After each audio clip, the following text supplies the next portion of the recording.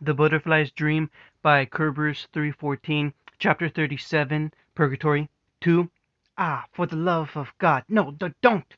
His pleas might as well have been directed at the tidal wave, for all the good they would have done, being bounced off the two-headed serpent undaunted over to him, for this was also force of nature, and even if it had been at one time a creature of a god, either good or ill, it was no longer under its direction once unleashed upon the world, an unrelenting clockwork like time, marching forward and trampling over everyone in its path.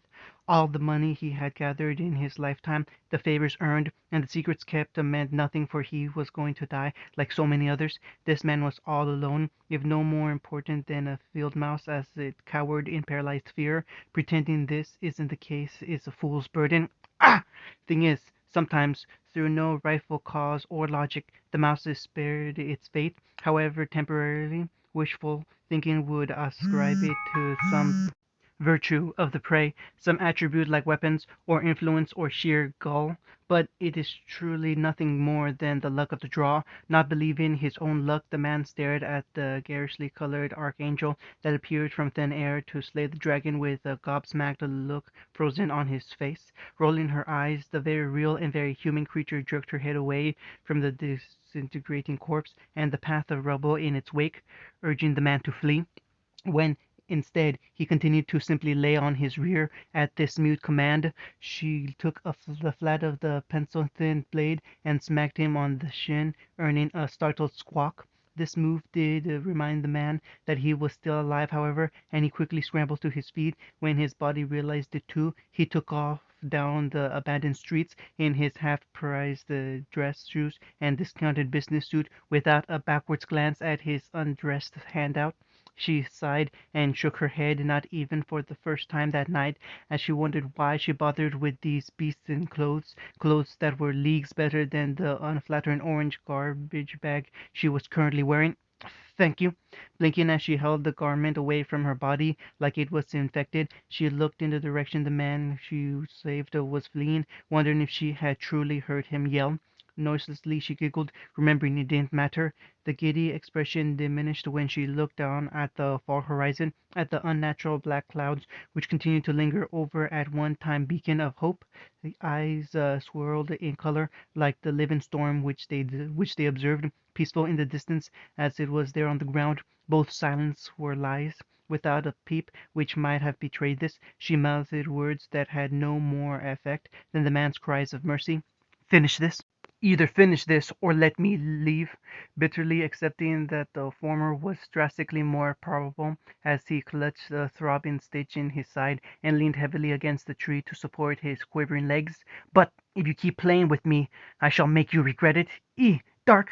Are you really so ready to die, Ospin son? Chuckling to disguise the wince, he kick-started the failing cells with microscopic pulses of aura. The belurged man knew it was but a temporary fix, and that his mortal coil would not hold forever. You don't really know me very well, do you? In fact, I dare say you probably don't know half of what is really going on, just enough to extort what you need out of people. You've made it no secret that you're not from this world, so is it just us, or is it your own populace as well? Are you a pathogen profiling itself throughout time and space, or just a parasite eating its way through hosts? We are neither, just a servant, a scavenger. Its black gaze and creeping smile fell to Ozpin like a fungus actively trying to grow in him. Hardly a scavenger, an opportunist, maybe, looking himself for any opportunity to gain the upper hand, while professing not to care for Salem's desires. This thing was keeping him alive on her instructions, of that he was sure. Therefore, if he could get some sort of leverage he might just come out victorious. He couldn't afford not to. But a servant, that implies that someone else is choosing your actions and motives besides Salem. That is not untrue. A pause wherein one had to wonder what was going on in the mind of the being known as Setsu, where a semblance of thought and will peeked through the brambles. We exist to serve the mistress, to return that which was stolen from her. We don't really care for you beings without chakra, but we need the one with the eyes to bring her back. I don't understand why you need her, but you should understand that Ruby is important to our world too, and I cannot let you have her, especially if you are planning further actions. Suppressing that it was being this immaculable at this late in the game, the headmaster saw no harm in having the truth laid bare, and perhaps it should have been all along. She is just a means to an end. It's Naruto-kun we really want. He's ours. We made him. They are both ours, and you can't have them. If he had been moving, Ospen would have stumbled at the outburst from the otherwise obtuse creature. Genuine emotions beyond an artificial cruelty and childlike innocence, parroting the behaviors of intelligence. Here was something it actually cared about. What do you mean, you made them? You understand that Ruby was born here in Remnant on Patch, to her mother Summer Rose and father Taiyang, neglecting to mention he had president over it all. Setsu let loose another unearthly giggle that was like trees creaking in the wind. We needed the Renegon, so we made it. A little poke, a little prod, the right genes, and there you go. Well, not directly, but one of our other experiments worked, and they retrofitted his eyes for us, like a good little puppy. So, you muddled around with life because you needed what? A tool? Trying hard to keep his darker emotions in check while the grim still entrapped them like a forest fire. At this admission, he lost what little restraint left in his decaying corpse, and an inferno sought to claim all that was left. Yes, that was so easy. All we have to do was wait. And it was just luck that he turned out to be a jerky too, not to mention such a cute weakness. With a heave and a lurch, Ospen left the support of the tree behind, stumbling a bit on his worn-out leather dress shoes. Tottering slightly while his vision swam, he gathered what strength remained in that failing body for one final exchange. Now, I do see, I understand, and I pity you. Pity, halfway between a laugh and a snarl, as that gaping maw tried to swallow the human words. Yes, you are nothing but a mindless monster like Grim. Like them, you exist merely to perpetuate someone else's mistakes without a will to call your own. The Grim around them hauled like hyenas, as if knowing they were being snubbed. Setsu meanwhile went blank, expressing nothing, but retreating into his vegetative state was still a retreat, and Osmond pressed his first and likely only advantage. We are used to live with your kind, and no matter how strong you are, eventually we will find ways to hunt you. But whomever it is that dictates your actions, then I cannot forgive, just as I cannot forgive myself. I have made more mistakes than anyone, living or dead, and can therefore not allow any another to follow the same path. As headmaster, it should not have been surprising that one day he would have to relearn one of his own lessons. It was a series of mistakes that led him here, and it would only be by retracting them that he would escape.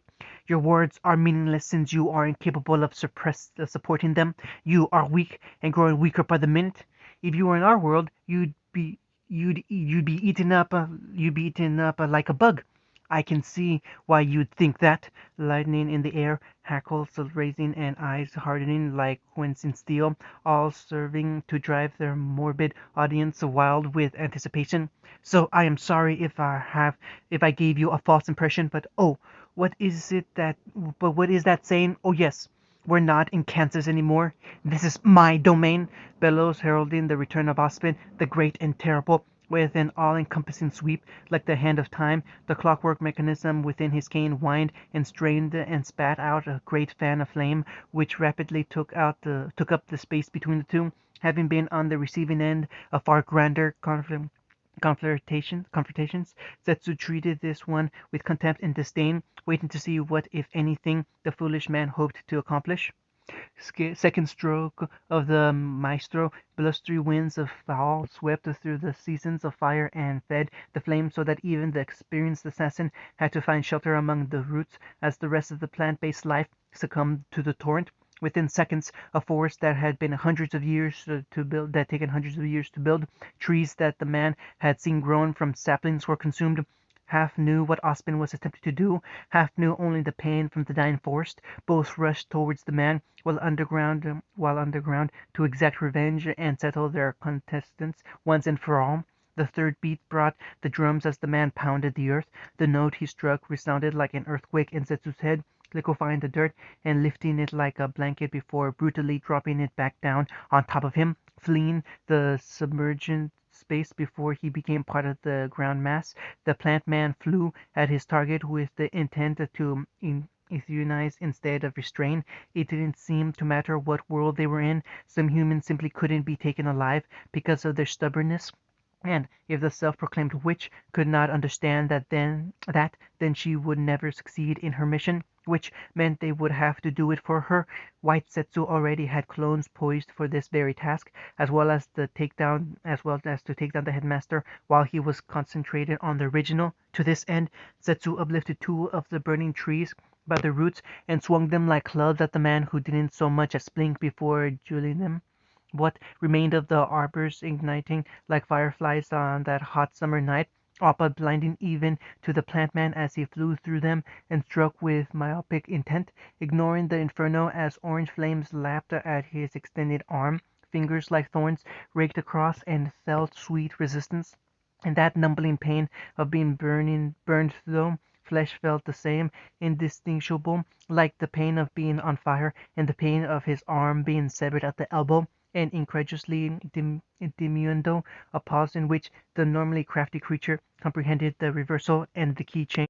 Rising through the flames like a phoenix, Ospen leapt over the snapping jaws of the Venus flytrap while scoring a deep cut in the plant's back. Not allowing time for a counterattack, the human struck again with a kick that sent his opponent into reeling against the crumbling remains of his own clone. As he prepared for the next segment, a crescendo, a staccato of strikes as more of Zetsu's clones attacked him from all sides.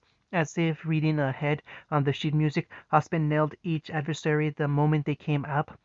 Then came a slur of stabs from the original to which he mirrored the phrase bar for bar. For this part, the unwitting critic was stumped. He had existed for decades, centuries in hiding, manipulating events, not only to work for his survival, but towards the eventual revival of his creator.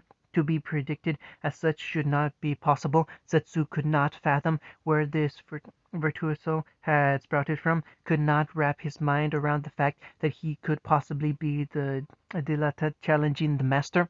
Ignoring this traitor's thinking, the plant man acknowledged that he had to stem the flames, which were quickly spreading and threatening to consume the both of them, a fact which did not seem to perturb the arsonist.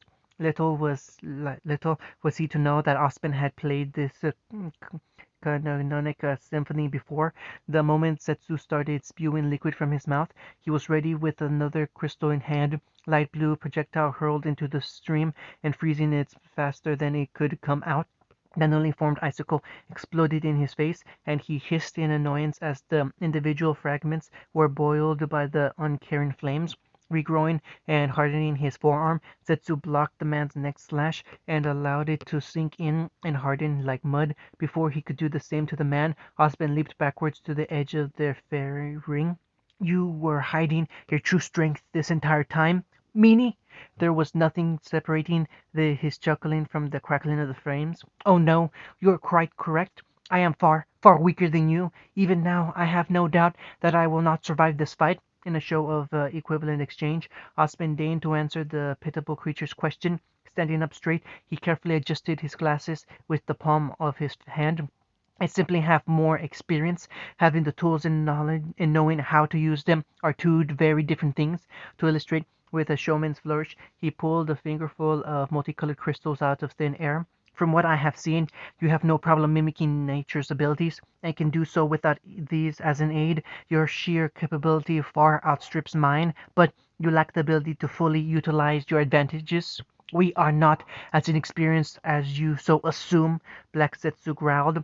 "That may be, but what of the things you have not experienced? Some day you will come up against that which is not in your repertoire." Clutching his palm, Husband made the crystals vanish again, and smiled sullenly. "Just as I am now. Before I was fighting with the intention of protecting my students, but I see now that this goal is futile, nay, it is pointless. I cannot protect them against the likes of you. I cannot prepare them, and can only offer the chance.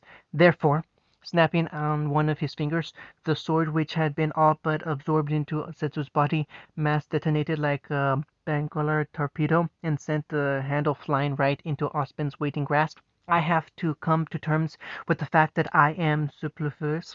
As Setsu charged, Osman backpedaled to where his sheath lay forgotten, kicking it up into his hand and snapped it into place. Tossing one of the hidden dust crystals, he struck it with the cane, and a bright light engulfed the battlefield, halting his attack. Setsu once more retreated into the earth, and there he waited for the man's next move, pondering the sudden change in the cantankerous individual.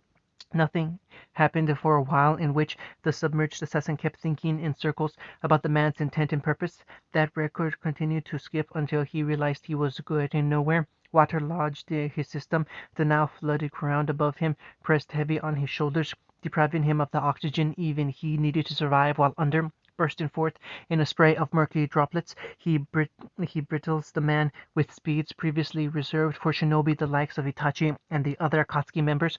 Aspen was forced back with several wounds, which he shrugged off as if he too could regrow them. In contrast to Setsu's childish smile and grievous actions came Ospen's serious smirk and childish actions. He started splashing water into the plant's face every time an attack came, chipping it in golf swings between deflecting Zetsu's organic blade, kicking it up with confounding dance steps, which kept him just outside of reach. Now who is the one playing around? The creature growled, decrying the futile delaying tactics. Oh, I'm not playing. I'm just not as good as Glinda at this. Like a schoolboy slopping into a puddle, Osmond kicked up a ring of brackish water in a circle, and then, with a sweep of his mighty staff, the droplets were attracted to the lingering static charge in the metal. Coalescing, he struck the teardrop shape like a pool cue straight at the trailing Zetsu, who was taken aback by the bullet of liquid. One after the other came hurtling at him as Aspen slowly retreated into the border between fire and water, steam rising like an ethereal mist at that point of contact. His pursuer was not about to let him cross through the curtain. Setsu was always used to being the individual one, and wasn't sure if he could track this insufferent breed of humans scurrying away like a field mouse in a rice paddy. But to his confoundment, Aspen stopped short of the fog and suddenly reversed direction, charging straight at him.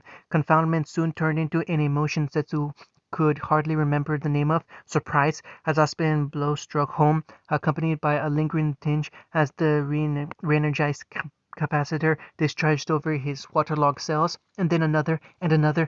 That measure repeated time and again until Setsu was sure he could never feel shock, literal or figurative, ever again. Huh. I suppose an old dog can learn new tricks. Leering down at the mandrake with roots halfway in the water, Aspen sported a cruel smirk on his face that portrayed a different man, one which had been constantly lurking behind that shroud of civility, once carefully guarded by its high walls, painstakingly stacked over the years. Now they had come crashing down, revealing that they were not to keep individuals out, but to keep a monster within. What did you do to me?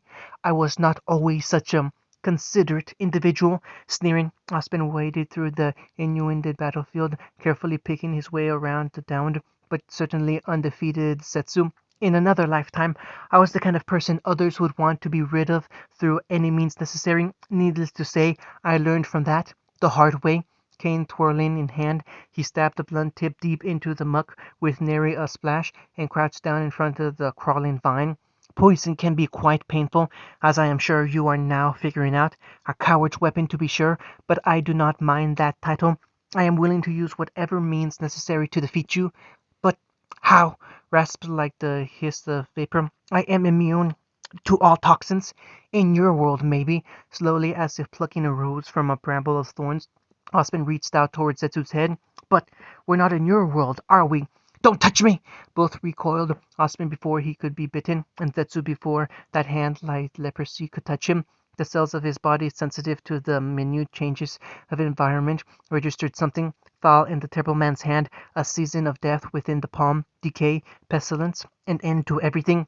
The seasons! Breathing heavy as far away from the man as he could leap, Setsu observed the critic gaze, but more so the blackened and diseased reddened fingers that were about to touch him. We did not make the connection at first, but you are the one who created the four maidens, leaving only the plague for yourself. How astute!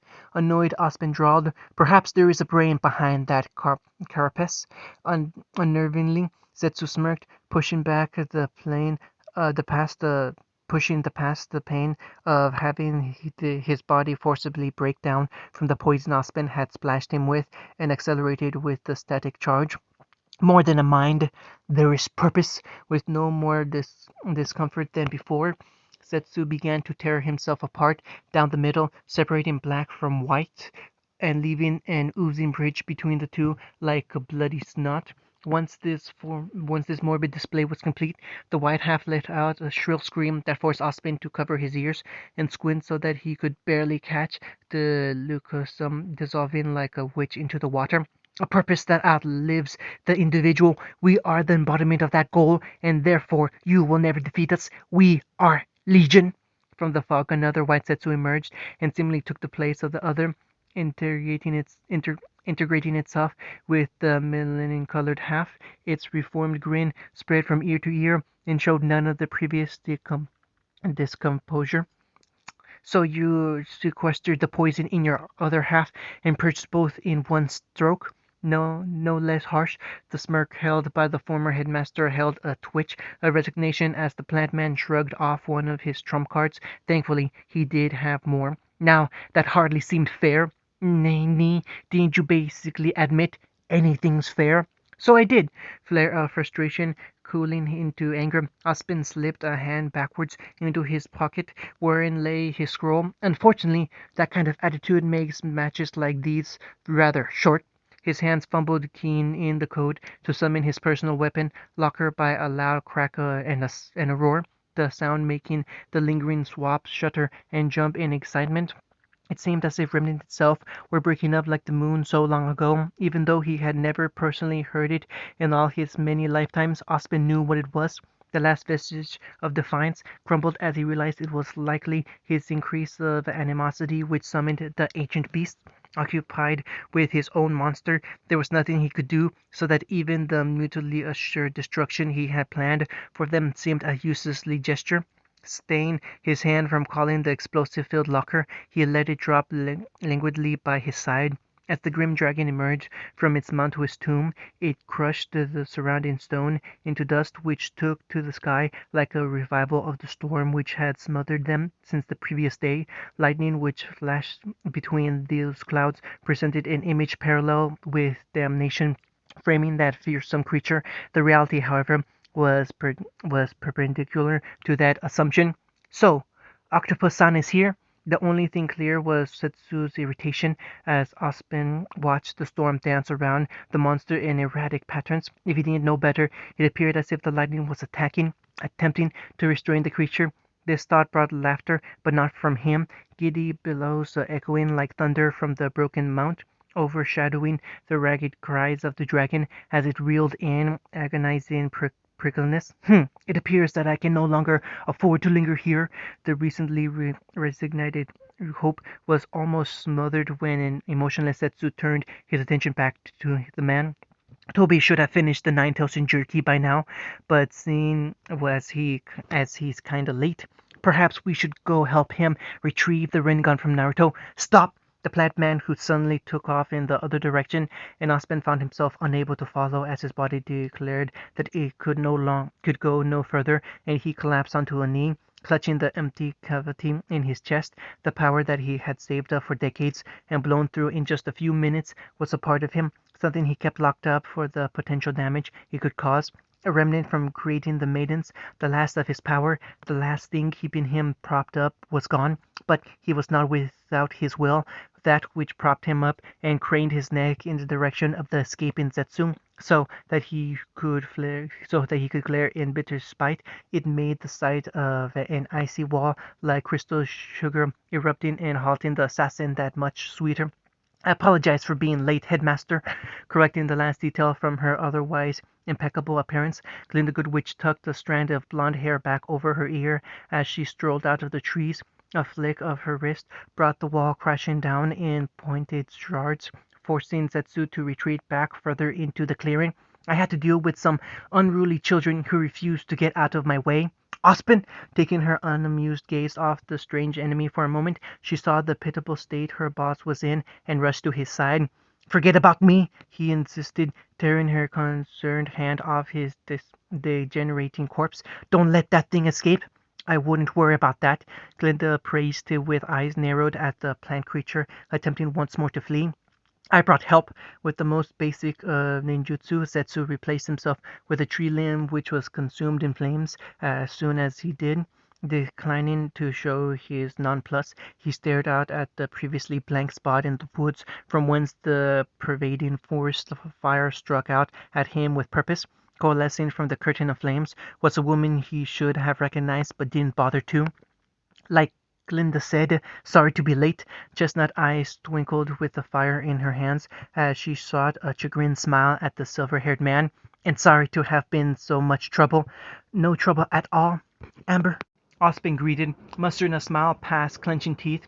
"Glad to have you here. The Fall Maiden. So Cinder-san failed, huh?" I'd say that was an understatement. Remembering the grisly scene which greeted her upon entering Amber's chamber, Glinda frowned. Her two lackeys have also been incapacitated. No thanks to those two. "Hey, I blame Miss Procedure for delaying us." From the shadows, where previously only a red-eyed crow resided, came a humored voice. "What?" Yet another stranger to the plant man, composed but not nearly as well as the deputy headmistress, as she emerged from the opposite side of the clearing. "How in the world do you reconcile that delusion?" Crow shot his reluctant partner a pointed look, and mouthed a string of words which made the woman frown. "Whatever." Indeed, Husband drawled, attempting to stand only to be caught by his assistant when she stumbled. "The real question is, if you are here, who is watching the students?" His and Ironwood's agents shared a look that he couldn't identify before they answered, pointing to the sky. "We got some unexpected allies." "The octopus?" Husband ventured, watching as the dragon was systematically being worn down and, even if he could trust his failing vision, being battered around. "Among others." Crow's answer vague and mysterious, perhaps not to the wise headmaster though, who interpreted the look and smiled in peace once again. "Well, I'm happy to have all the help I can get." After taking stock of his immediate allies, he leveled his gaze once more to Zetsu, who had remained unusually still throughout the introductions. "Damn it!" The sudden exclamation alerted Glinda, so she could hold onto to the wilted man as he tried to jerk from her grip. "He got away! Everyone, head for Amity Coliseum! Stop him!" The hunting party wasted time sharing questioning looks as the plant man remained rooted with a smirk. Amber was the first to notice the change in their supposedly trapped adversary, and so was unsurprised when the fireball she hurled at him did nothing but reveal a slowly melting sculpture of mud. Before the cruel smirk had time to harden and crack, three of the four were off, leaving Glinda supporting her long-time friend and boss, who urged her onward. "Go, Glinda." Relaxing, and with an air of finality, he stated, "There is nothing you can do for me now except to ensure that the next generation has their chance." If there was one order the woman had a right to protest after all the time by his side, it was this, so he was not at all surprised when she refused to let him sink into the mud of his own making. Instead, she waited with him, propped against one of the few remaining trees, until his eyes closed and his breath ceased. After that, it was no longer his concern.